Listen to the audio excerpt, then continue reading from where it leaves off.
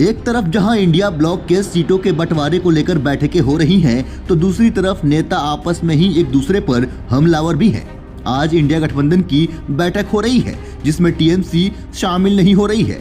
इससे पहले कांग्रेस नेता अधीर रंजन चौधरी ने ममता बनर्जी पर तीखा हमला बोल दिया है। अधीर रंजन चौधरी ने ममता बनर्जी को बेईमान और अहंकारी तक कह दिया।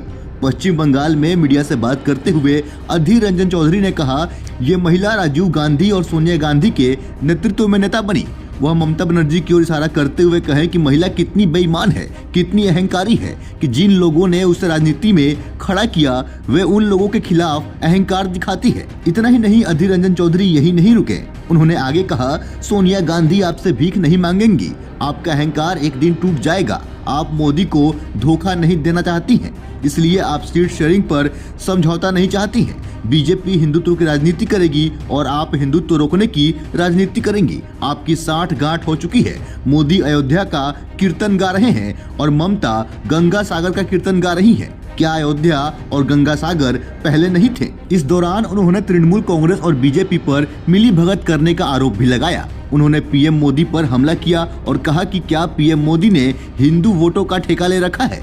यह पहली बार नहीं है जब अधीर रंजन चौधरी ने ममता बनर्जी पर हमला किया है। कुछ दिन पहले ही उन्होंने कहा था, पता नहीं किसने ममता से भीख मांगी है, हमने तो कोई भीख नहीं मांगी।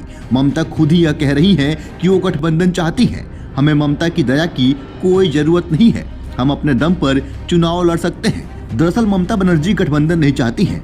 उन्होंने तंज कसा और कहा, ममता तो मोदी की सेवा में लगी हुई है। साथ ही आपको बता दें कि आज ही विपक्षी गठबंधन Indian national development inclusive alliance के घटक दलों की आज बैठक हो रही है। इसमें गठबंधन को मजबूत करने, सीट बंटवारे पर रणनीति बनाने और इस गठजोड़ का संयोजक नियुक्त करने को लेकर चर्चा की जाएगी। लेकिन इस बैठक में टीएमसी शामिल नहीं हो रही है।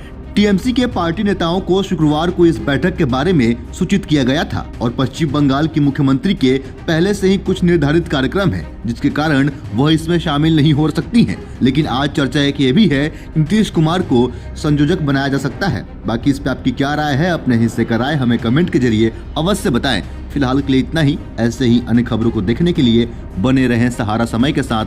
अगर आप हमें फेसबुक पे देख रहे हैं, पेज को लाइक करें, फॉलो करें। यूट्यूब पर देख रहे हैं, चैनल को सब्सक्राइब करें। नमस्कार।